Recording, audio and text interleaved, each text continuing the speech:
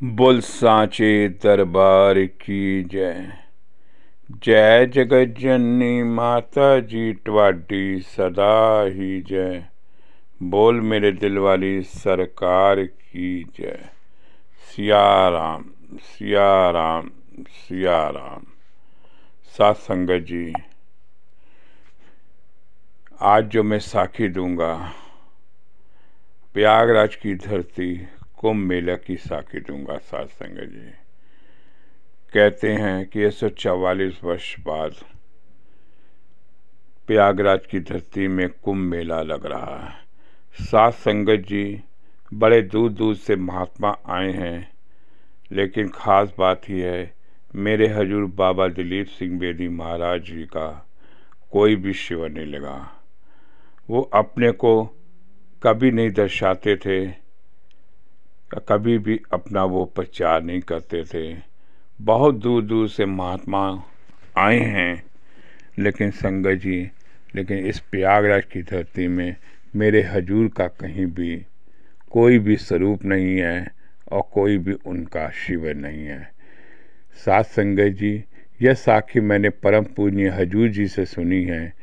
एक बार प्रयागराज में कुंभ का मेला था, जिसमें लगभग 40,000 साधु और यात्री आए हुए थे। हजूर जी के कुछ सेवक भी इस मेले पे स्नान करने आए थे। तब अंतर्यामी हजूर जी के मन में विचार आया, इस समय मेरे जो सेवक आए हुए हैं उन पर विपत्ति आने वाली है और वहाँ पर स्नान करते समय बहुत से लोगों की मौत हो जाएगी। मैं ही इनका रक्षक हूँ, मेरा फर्ज है कि मैं इस समय सचेत कर दूं कि तुम लोग इस मुसीबत से बच जाओ। उस समय मेरे हजूर जी मनकापुर में विराजमान थे, जहां संत तेजा सिंह अपना निवास स्थान बनाए रखा था। हजूर जी के कई और सेवक वहां रहते थे। वहां सुंदरदास जी की कपड़े की दुकान थी। हजूर जी ने गुरु भाई मोहर सिंह को यह बात, वहीं रहते थे। एक दिन की बात है कि कहीं जाने लगे तो हजूर जी के से उन्होंने पूछा, कहाँ जा रहे हो? उन्होंने कहा कि मैं कुंभ के स्नान के लिए इलाहाबाद जा रहा हूँ। हजूर जी ने कहा, चलो हम भी साथ चलते हैं। हजूर जी और सुंदरदास जी जीप में बैठकर इलाहाबाद के लिए रवाना हो गए। रास्ते में एक जगह रुककर हजूर जी ने सुंदरदास जी को आलू और अन्य सब्जियां खरीद कर कहा कि ये काफ़ी सारी सब्जी खरीद ली।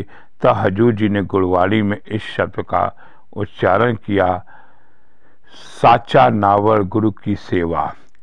संगत जी, ये शब्द वो बार बार दोहरा रहे थे। इलाहाबाद पहुंचकर उन्होंने फिर सुंदरदास जी को कहा, जाओ और सब्जी ले आओ। जब मैं सब्जी लेने गया तो वहाँ का भाव रास्ते में जो सब्जी में ली थी उससे 8-10 गुना ज़्यादा था।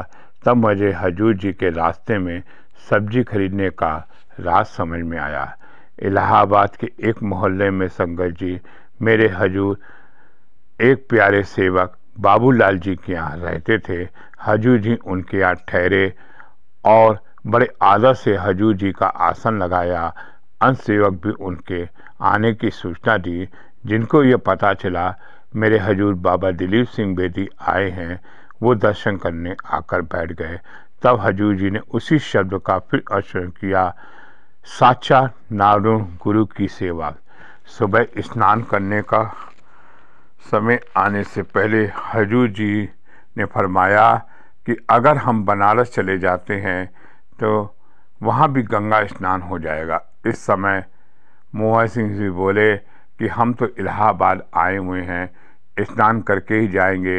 हजूर जी बोले, अच्छा जाना है तो बड़ी खुशी से जाओ। हजूर जी एक अन्य सेवक देवी दत्त मनकापुर वाले को अपने मन की बात कहने वाले थे। वे अपनी पत्नी को लेकर मोहर जी के साथ गंगा स्नान करने चले गए। तब हजूर जी ने ज्ञानी इंद्रदेव जी से कहा, तुम एक लाठी लेकर इनके साथ जाओ, इंद्रजीत ने हजूर जी के हुक्म के साथ जाने की तैयारी कर ली। जब वो स्नान के निकले तो त्रिवेणी के रास्ते में संगत जी इतनी भीड़ थी कि कोई भी आदमी तिल भर भी नहीं रख सकता था। पीछे नज़र डालो तो चारों तरफ भीड़ ही भीड़ नज़र आती थी। देखकर घबरा जा रहे थे। अचानक लकड़ी का वह पुल, पीपे का पुल था जिस पे संगत जी लोग जा रहे थे, टूट गया और सब लोग एक दूसरे पर गिरने लगे। मोहन सिंह भी वहीं थे। उनको बहुत चोटें आई और वो बहुत घायल हो गए। उनकी पत्नी मलबे के नीचे दब गई। देवी दत्त और मोहन सिंह दोनों ही कहने लगे, अगर हमने हजूर जी की बात मान लेती तो हमें यह दुख सहना न पड़ता। बड़ी मुश्किल से हजूर जी के पास पहुँचे। उन्होंने अपना हाल सुनाया तो हजूर जी ने उनकी कृपा करते हुए दूध में शिलाजीत डालकर पिलाया और शाम की उनकी हालत सुधरी। तो हजूर जी ने देवी दत्त से बोले, तुम तो घर जाकर अपनी पत्नी का क्रियाक्रम करवा देना, आगे जो भगवान करेगा वही होगा। हजूर जी ने उसकी दबी हुई पत्नी के प्राण बचा लिए। जब ऊपर से लोगों ने लाठी चलाई थी, लाशें उठाई तो देखा कि तभी सभी उसके प्राण थे। डॉक्टर गुलाब राय जी जब यह खबर मिली, उन्होंने उसको अपने पास रखकर उसकी सेवा करी और ठीक किया, उसको मनकापुर पहुंचाए। श्री हजूर जी की ने अपने सेवक पर कृपा करी, भले ही हजूर जी कोई वचन को कोई ना माना हो। जैसे गुरबानी में लिखा है, 80 खाते बहुत जमान दे, अस्तु न पार वाला, हरि कृपा करी ते बख्शु लेई हऊ, पापी हऊ गुनाहगारा। साथ संगत जी, प्रयागराज की धरती में शाही स्नान संगत जी बहुत होते हैं।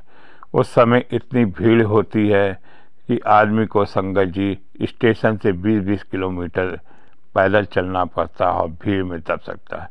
ऐसा ही मेरे हजूर बाबा दिलीप सिंह बेदी महाराज जी ने संगत को कहा कि आप कुंभ मेले में आओ जरूर, लेकिन जब भीड़ भाड़ का समय हो तब ना आओ। वैसे तो संगत जी मेरे हजूर बाबा दिलीप सिंह बेदी और जसवंत सिंह बेदी महाराज जी भी गंगा स्नान जरूर करते थे संगत जी, लेकिन वो कहते थे कि भीड़ भाड़ में संगत जी कभी ना जाएं। मेरी भी संगत से विनती है कि प्रयागराज की धरती में मेला लगा हुआ है, लेकिन शाही स्नान जब भी हो तो संगत आने से बचे। वैसे संगत आए, यहाँ पर दर्शन करे, सब ठीक है, लेकिन हम अपने हजूर को मानते हैं। हमारे हजूर त्रिलोकी नाथ हैं। वो हीरा है जिसे हम छिपा के रखना चाहते हैं। हम संगत जी सब गुरुओं का सब सम्मान करते हैं, लेकिन मेरे हजूर त्रिलोकी नाथ से कोई बड़ा गुरु नहीं है। तभी तो संगत जी बड़े बड़े महाराज यहाँ पर आते हैं, अपने धर्म का प्रचार करते हैं, अपनी फोटोएं बेचते हैं, तरह तरह के लोगों को प्रलोभन देते हैं, लेकिन मेरे हजूर जी का स्वरूप भी बेचना संगत जी गुनाह है। उनका स्वरूप भी हम नहीं बेच सकते, क्योंकि वो मेरे साक्षात गुरु महाराज हैं और हम संगत जी उनका बड़ा ही आदर करते हैं। उनके बराबर कोई भी संगत जी त्रिलोकी नाथ नहीं है। इसलिए संगत जी मेरी संगत से विनती है कि वो प्रयागराज की धरती में आवें, लेकिन अपने गुरु के स्थान के बराबर किसी को न माने।